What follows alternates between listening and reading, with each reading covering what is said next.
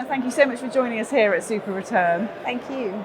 Your specialism is ESG and how that is practically being properly integrated into the models for this industry. Tell me about that and how you can ensure this is not just lip service. That's a great question.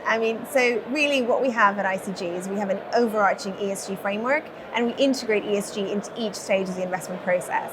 And the way in which we integrate it depends on the nature of the underlying investment and also our influence and access to management. Because as I'm sure you can appreciate, in a liquid debt investment, we have limited ability to influence, whereas if we own the majority of the equity, we have a huge amount of ability to interact with management and to engage with them on ESG matters.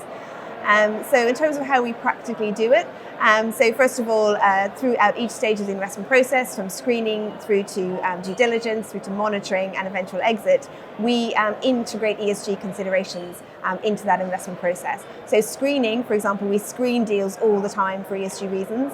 So we have an ESG exclusion list, and that excludes investments in coal, oil and gas, for example. So we set ourselves quite a high threshold there in terms of the types of deals that we will do.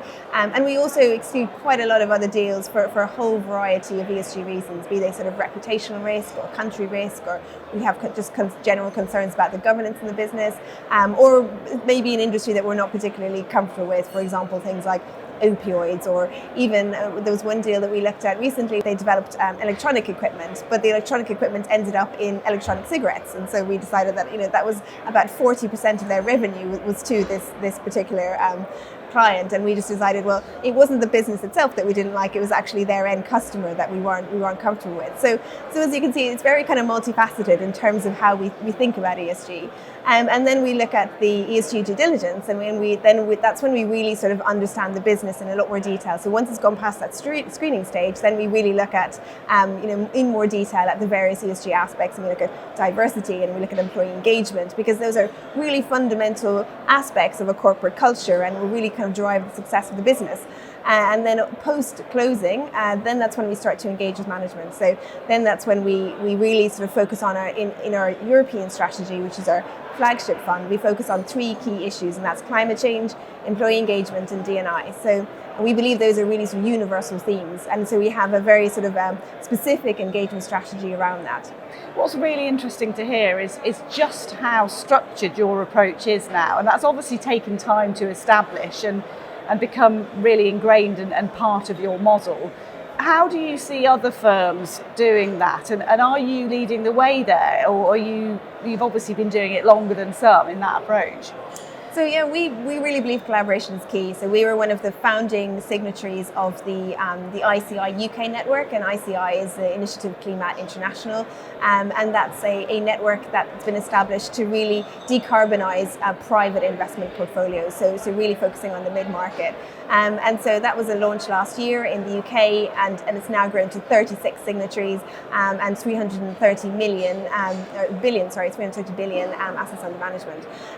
So there's a lots of tools as well that we're developing as part of that, and so I think to your point, it's around we need to democratize these tools. There's no point in them just being ICG tools, because we need to align as an industry in terms of how we look at these issues, how we report to our investors in particular, because otherwise, from an investor perspective, they're comparing apples and oranges. So there's lots of things that we're doing, like developing guidance around carbon footprinting. So how do you do a carbon footprint for a fund, and what emissions do you report, and what standards do you use, and what methodology do you use? And so we're looking at that, and we're developing guidance for that as an industry. We're also developing guidance for taxonomy alignment, which is another huge area in the industry, which would be half an hour discussion around taxonomy alignment in and of itself. And they're different for different geographies as well. Exactly. So yeah, there's a lot that we're trying to push as an industry, and we're trying to do it collaboratively, and I think that's key. I mean, there are definitely things we develop in-house and bespoke for ICG. For example, we have our own climate risk assessment, and so every single deal that goes to investment committee, we assess that from a climate risk perspective, and every deal gets a score from high, medium, low to very high. And it's not to say that we can't do the deal, it's just to say that we need to be very conscious of what the company that we're investing in and what the transition plan is for that business. And kind of future-proofing as well. Exactly, because we look for a very long-term horizon. So we're not just looking at our exit in, say, 5 to 7 years. We're looking at the next potential investor and their exit as well. So you're really looking sort of 10 to 15 years. And all of these businesses need to transition to support a more sustainable economy. This has obviously been your approach for a while now.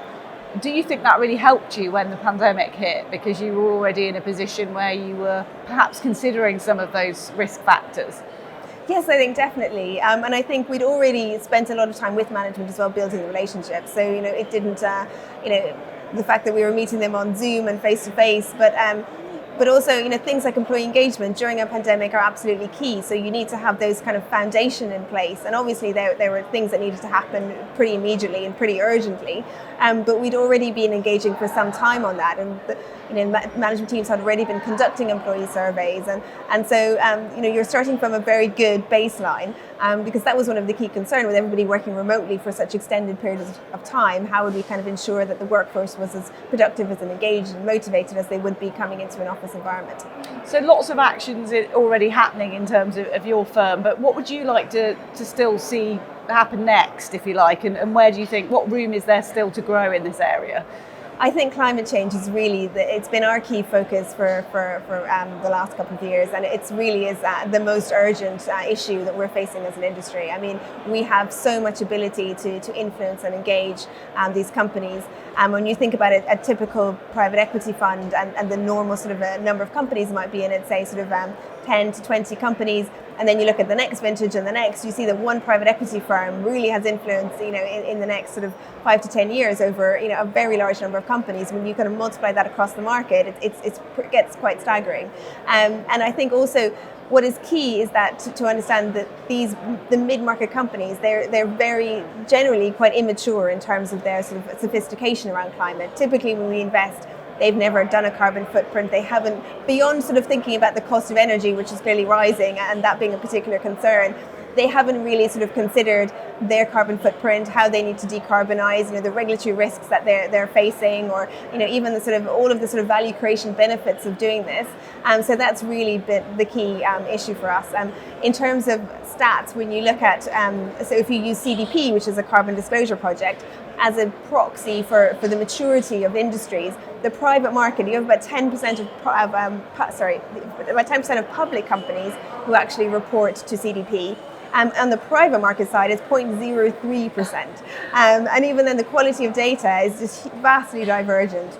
So there's clearly a very long way to go. And I think we, as investors in the private market, have a huge role to play here. So coming together at something like this event does give you the opportunity to spread that word, if you like. Yes, exactly. Yeah, and as we said, collaboration is really key. And even since sort of speaking at the panel earlier, I've had people come up and say, "What is ICI? How do we get involved?" So it really is a really positive momentum around it, and it's a really great opportunity to be on those types of panels. And how nice is it for you to be back with this whole industry body now gathering here in Berlin after this strange period? Is it kind of quite inspiring to share insights? Yes, definitely. And I think what's been really noticeable for me is, and I've been coming to SuperReturn for many years, is that the ESG Summit has always kind of traditionally been sort of tucked away in sort of one of the smaller rooms at the back, and which was back then it was entirely normal. But you were really sort of speaking into a vacuum in a way. You were speaking to the converted. So we all knew each other. We were all sort of speaking the same language